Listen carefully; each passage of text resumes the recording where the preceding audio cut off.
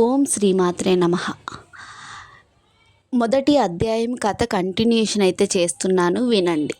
ఆమె వెళ్ళిన తర్వాత కాసేపటికి ఇంట్లో ఏదో చప్పుడు వినిపించింది. ఏమిటా అని ఇల్లంతా చూడగా శ్రీ లక్ష్మీనారాయణుల విగ్రహం వద్ద నుంచి శబ్దం వస్తున్నట్టుగా వారు గమనించారు. అక్కడ కొన్ని బంగారు నాణాలు పడి ఉన్నాయి. అప్పుడు వారికి జరిగిందంతా అర్థమైంది. రాత్రి తమ ఇంటికి వచ్చింది మరెవరో కాదు, సాక్షాత్తు జగన్మాత శ్రీ మహాలక్ష్మియే అని. ఆ తల్లికి తామేమీ ఇవ్వలేకపోయామే, కనీసం తగిన వసతి కూడా కల్పించలేకపోయామే అని బాధపడ్డారు. ఆ తల్లిని అనేక విధాలు స్తుతించారు. శ్రీ మహాలక్ష్మి అనుగ్రహం కలిగిన ఆ కుటుంబం ఆ ధనంతో పిల్లల పెళ్ళిళ్ళు ఘనంగా జరిపించారు. జీవించినంతకాలం సుఖంగా జీవించి ఎన్నో సత్కార్యాలు చేసి చివరికి ముక్తిని పొందారు. దీపం లక్ష్మీ స్వరూపం. ధర్మయ్య దంపతులు రోజూ శ్రీ లక్ష్మీనారాయణుల విగ్రహం వద్ద దీపం వెలిగించేవారు. ఎంతటి కష్ట సమయంలోనైనా దీపారాధన మాత్రం మానలేదు. అందువలననే శ్రీ మహాలక్ష్మి ఎంతో సంతోషించి వారిని అనుగ్రహించింది. దీపం జ్ఞానస్వరూపం, దీపం ఐశ్వర్య స్వరూపం. దీపం ఉన్న చోట శ్రీ మహాలక్ష్మి చిరునవ్వుతో ఉంటుంది. ఎవరైతే నిత్యం దీపారాధన చేస్తారో వారు సిరి సంపదలతో తులతూగుతారు. దేనికి లోటు ఉండదు. ధనధాన్యాలు సమృద్ధిగా ఉంటాయి. ఆ తల్లి అనుగ్రహం ఉన్నవారికి సర్వ సౌభాగ్యాలు లభిస్తాయి. ఓ జగజ్జనని జగన్మాత శ్రీ మహాలక్ష్మి, నీకివే మా నమస్కారములు. ఓ మంగళప్రదాయిని, నీకివే మా ప్రణామములు. ఓ లోకేశ్వరి, నీకివే మా నమస్కారములు. భక్తులు కోరికలు తీర్చే కల్పవల్లివి, శ్రీమన్నారాయణుని ఇష్టసఖివి, కమలముల వంటి కనుల కలదానివి, సమస్త శుభములు ప్రసాదించదానివి. నీకు జయమగుగాక. శ్రీ లక్ష్మీ కటాక్షం ఉన్నవారికి సర్వ సౌభాగ్యములు సమకూరుతాయి. దేనికి లోటు లేకుండా జీవితమంతా ఆనందంగా గడుస్తుంది. శ్రీ మహాలక్ష్మి కటాక్షం లేనివారు బానిసత్వం, దారిద్రం, యాచన, అప్పులు, భార్య వియోగము, ముసలితనము, అనారోగ్యము, దుస్సంతానము, అనేక అష్టకష్టాలవుతారు. సర్వమంగళప్రదాయిని అయిన జగన్మాత శ్రీ మహాలక్ష్మిని అర్చించిన వారికి దాసదాసీ జనం, పుత్రులు, మిత్రులు, బంధువులు, ఆరోగ్యము, ధనము, ధాన్యము, వాహనము అనే అష్టైశ్వర్యాలు లభిస్తాయి. శ్రీ లక్ష్మీనారాయణులను ఎవరైతే ఎప్పుడు మనసులో ప్రార్థిస్తూ ఉంటారో వారికి సర్వ సౌభాగ్యాలు కలుగుతాయి. వారికి ఎటువంటి ఆపదలు దరిచేరవు. శ్రీ లక్ష్మీనారాయణులు అన్యోన్యమైన జంట.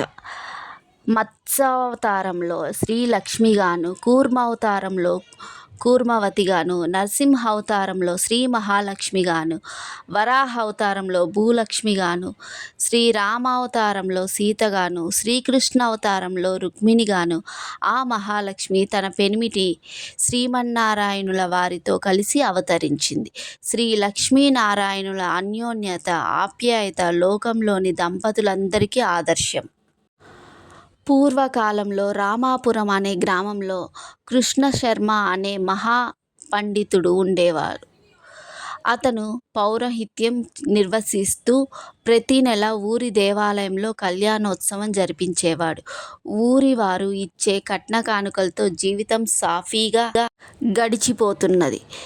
కృష్ణశర్మ ప్రతిరోజు ఉదయం 2 గంటల సేపు ఎన్నో స్తోత్రాలు చదివేవాడు.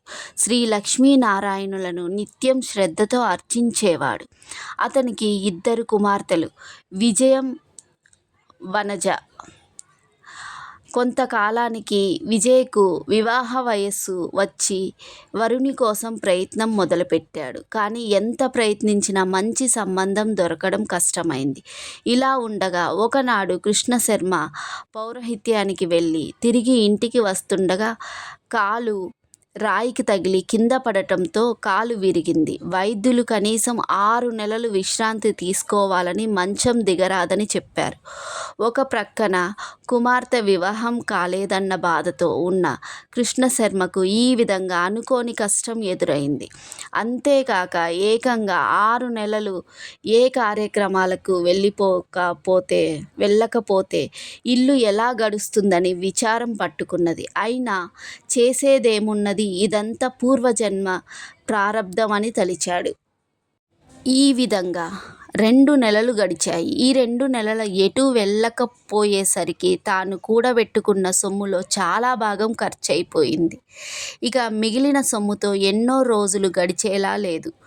ఆ రోజు సాయంత్రం పొరుగు ఊరైన వెంకటాపురం నుంచి వెంకటశెట్టి అనే వర్తకుడు వచ్చి తన ఇంటిలో బారసాల కార్యక్రమం ఉందని, ఎలాగైనా కృష్ణశర్మ ఆ కార్యక్రమం నిర్వహించాలన్నాడు. కృష్ణశర్మకు వెళదామని అనిపించినా వైద్యుడు చెప్పిన మాటలు గుర్తుకు వచ్చాయి. తాను ఎటూ కదిలే పరిస్థితిలో లేనని వెంకటశెట్టితో చెప్పాడు.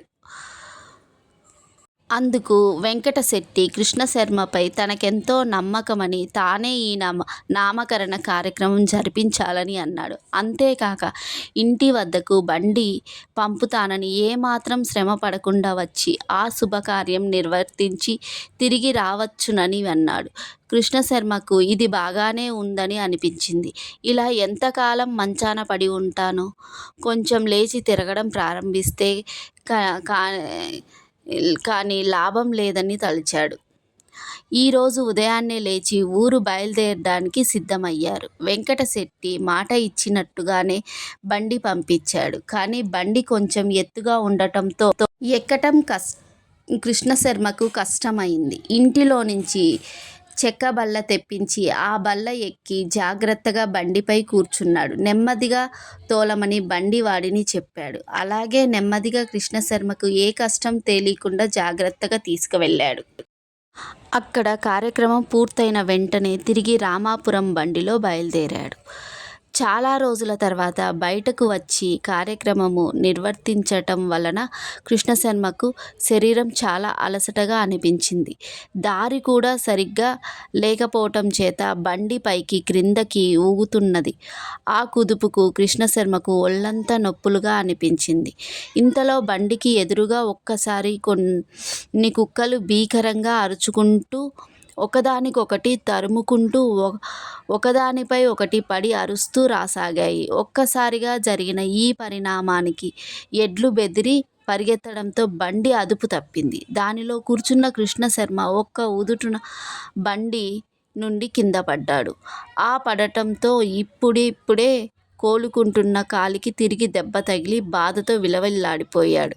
ఒక్కసారి జరిగిన ఈ పరిణామానికి బండివాడు కూడా నెవ్వెరిపోయాడు.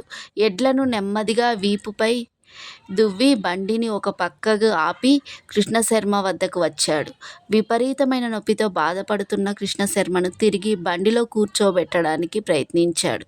కానీ కృష్ణశర్మ ఎంతో నొప్పితో విలవిల్లాడిపోతూ ఏమాత్రమూ కదిలే పరిస్థితి లేదు.